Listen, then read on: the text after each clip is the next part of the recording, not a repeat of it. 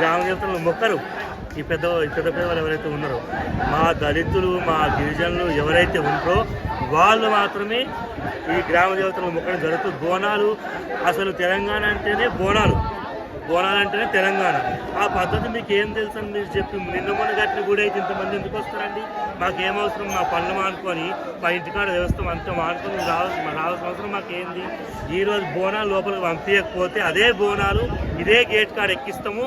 రేపటి నుంచి 100 మంది కూడా వస్తారు శివశక్తులు బోనాలు తీసుకొని ఒగ్గుడోలు మూతలు బాజాలతో సహా బోనాలు తీసుకుని వస్తాం. రోజు వస్తాం. మా న్యాయం జరిగిన దాకా డైలీ బోనాలు తీస్తాం. అయితే హిందువులు శత్రువులు అంటే మనకి ఇంతకు ముందు ఇట్లా లేకుండే. 2 years బ్యాక్ నుంచి ఏమవుతుందంటే ఇదే విధంగా సికింద్రాబాద్ ముత్యాలమ్మ తల్లి గుడికాడ కూడా ఇదే విధంగా జరిగితే అక్కడ అమ్మవారిని ఒక ముస్లిం వ్యక్తి అంతే ఆ విధంగా చేసినప్పుడు 5 days మేము అక్కడ వెళ్ళలేదు. 5 days తర్వాత మేము అందరం దిగినాం. అంటే మన ప్రభుత్వం ఉంది, మన వాళ్ళందరూ ఏమైనా న్యాయం చేస్తారేమో అని వెయిట్ చేసి మేము వస్తాం.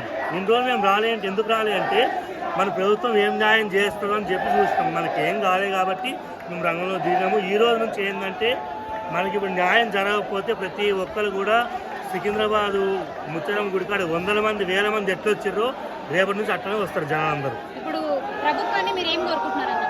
మేము రేవంత్ రెడ్డి గారు ఈ మధ్యలో మాకు చాలా సహాయం చేస్తున్నాడు. ఎందుకంటే 1 year బ్యాక్ మాకు పట్టించుకోలే. కానీ ఈ బోనాల నుంచి ఏంటంటే ప్రతి ఒక్కరు రేవంత్ రెడ్డి గారు మాకు ట్రాన్స్ఫర్ కానీ శివశక్తులకు కానీ ట్రాన్స్ఫర్ జాబులు ఇచ్చిండు. శివశక్తులకు ప్రత్యేక లైన్లు పెట్టి బోనాల కాడు చాలా బాగా చేసిండు. మరి ఈ విషయంలో ఎందుకు ఆయన మరి ఎన్నికాడికి చేస్తుండో ఆయనకేం ఒత్తుడుందో ఈ భూమి ల్యాండ్ ఎవరిదో మనకు తెలియదు. ఎందుకంటే మనకి బస్తలం కాదు, మనకు తెలియదు. కాబట్టి నేను 2వ సారి ఇక్కడికి వచ్చిన. అంతే, ఒకసారి బోనంతో వచ్చిన, 2వ సారి ఇట్లా చేసినని చెప్పి వచ్చిన. అంతకు మించి అయితే మనకి ఏం తెలియదు. మేమైతే ఒకటే కోరుకుంటాం, ఏమైనా కూడా హిందువులకు న్యాయం చేయాలని కోరుకుంటాం.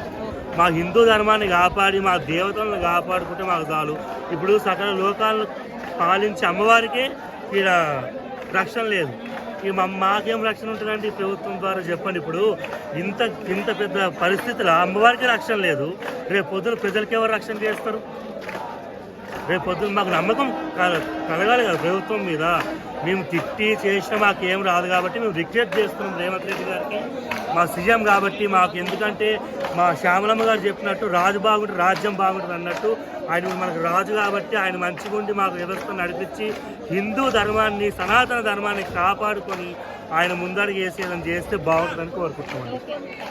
అంటే బోనం కింద పడితే అపశకనంగా భావిస్తారు కదా, సో ఇప్పుడు ఏమన్నా అట్లా జరుగుతుంది అంటారా? ఇందాక లోపల కింద పడింది ఒక అయిపోయింది, జరుగుతుంది అయిపోయింది కాబట్టి స్వర్ణలత గారు చెప్పారుగా మొన్న ఎప్పుడు సికింద్రాబాద్ బోనాల్లో చెప్పారు స్వర్ణలత గారు, ఒక్కరికి రక్తం కాపుకొని దస్తారని కూడా చెప్పారు కదా స్వర్ణలత గారు. అదేవిధంగా అవుతుంది, ఇక తప్పదు. ఇక అన్నీ జరుగుతాయి, కొట్లాట్లు అయితే పంచాయతీలు అయితే ఇవన్నీ అవుతాయి. అంటే ఈ గుడి విషయంలో ఇంకెంతవరకు పోరాడతారు మీరు? మేము న్యాయం జరిగిందా పోరాడతాం. న్యాయం జరిగిన వరకు పోరాడుతూనే ఉంటాం. ఈ రోజు కాదు 10 రోజులు కానీ పోరాడుతూనే ఉంటాం. ఎంతమంది అన్ని దారులను అరెస్ట్ చేయడానికి పోలీసులు వాళ్ళు సిద్ధంగా ఉన్నాయి, పోలీసులు సిద్ధంగా ఉన్నారు, అన్ని సిద్ధం చేసుకున్నారు. అంటే ఇక్కడ అర్థమవుతున్నది ఏంటి? మొన్న నేను ఇక్కడికి వచ్చి చూసి వెళ్ళి మాట్లాడిన తర్వాత కొన్ని 100 ఫోన్ కాల్స్, ఆ 100 ఫోన్ కాల్స్ లో ఎక్కువ శాతం కూడా కొన్ని సంఘాలు కానివ్వండి, ఎంతమంది ఫోన్ చేసి ఒక్కటే మాట అడిగారు, అమ్మ ఒక్కసారి చెప్పండి, మేము కదిలి వస్తాము, మేము డెఫినెట్ గా వస్తాము అని చెప్పేసి.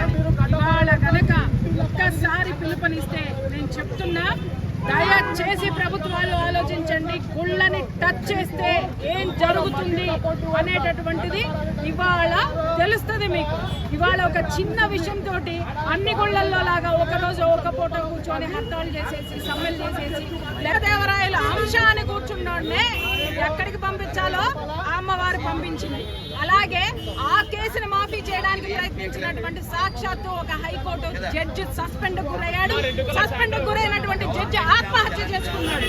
అమ్మవారి శక్తిని మాత్రం తక్కువ అంచనా వేయద్దు ఎవరు కూడా. సురేఖ గారి గురించి ఏం చెప్తారు? ఒక మహిళ ఇంత ఇష్యూ జరిగినా కూడా కేంద్రంలో ఉన్న